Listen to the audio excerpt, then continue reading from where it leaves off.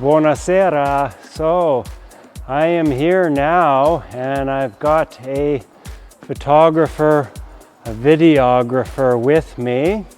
And if my videographer could please introduce herself. Hi, I'm Teresa Tonegutti. Yes, so Teresa has offered to video this for me today with thanks, and some of you may recognize that last name, Tonegutti. You might know famous figure skating photographer Luca Tonegutti. She is the daughter of Luca. So thank you, Teresa. So let's get going. So we're going to do spread eagle today, and I'm just warming up my spread eagle position right now. This is one way to do it. Now when you warm up your spread eagle position, you'll notice that it's easier to get a full turnout if your feet are not too close together and also not too far apart. So there's a comfortable distance that your feet can be apart, just to practice that position. This is an easy way to practice your spread eagle position. Well, I've seen people do it other ways as well. I don't have anything really to hold on to here, but you can also do it that way. Now, getting into the position is one thing, and then having the skating skills to sustain that position is another thing. If you want to learn how to do a spread eagle, learn the easy way in increments, of course, and the easy way is to do just an inside spread eagle on a small circle. Now, I've got my butt stuck out behind, I got my knees bent, and this is an easy way. This is if you're learning to do a spread eagle, just try to hold that onto that. Now, to progress, you can try to take it straighter, so a little bit bigger circle. That requires more turnout. You can also progress by trying to straighten both of your knees gradually.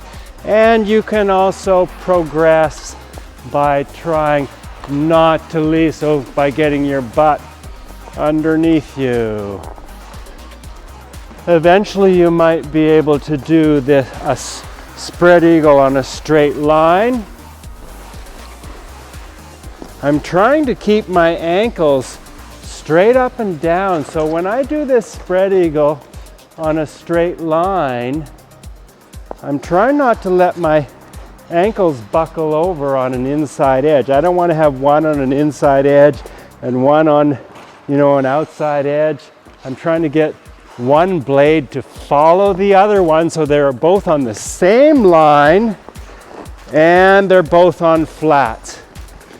If you can get to the point where you can do this, I've got both knees straight, I got my butt tucked underneath me, and I'm going on a straight line. It's a little bit more difficult to do a spread eagle on an outside edge, because when you go on the outside edge, you have to turn out just a little bit more than you do on a straight line. So that's what I'm going to do now. I get a little bit of speed, step on that outside edge. We can of course do this in both directions.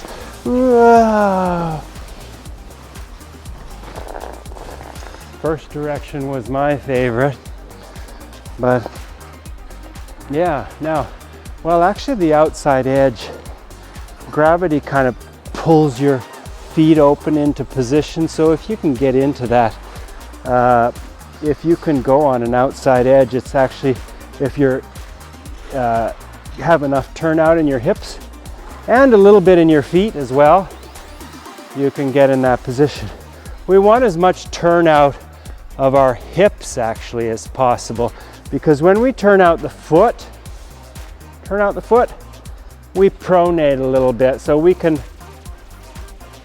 pull the ankle over to correct that pronation, but Ideally, we want to turn out as much as possible in the hips when we do a spread eagle. And if we have very good alignment, then it's pretty easy to do a swerve from outside to inside and back again. So I go from outside to inside and back again. Yeah, you can be a little creative with your spread eagle position too. You can do your spread eagle with both knees bent, pushing my feet out as far as possible, trying to get down nice and low in that position. And for the grand spread eagle finale, I'm going to get some big speed and I'm going to do an extreme outside edge spread eagle in that position.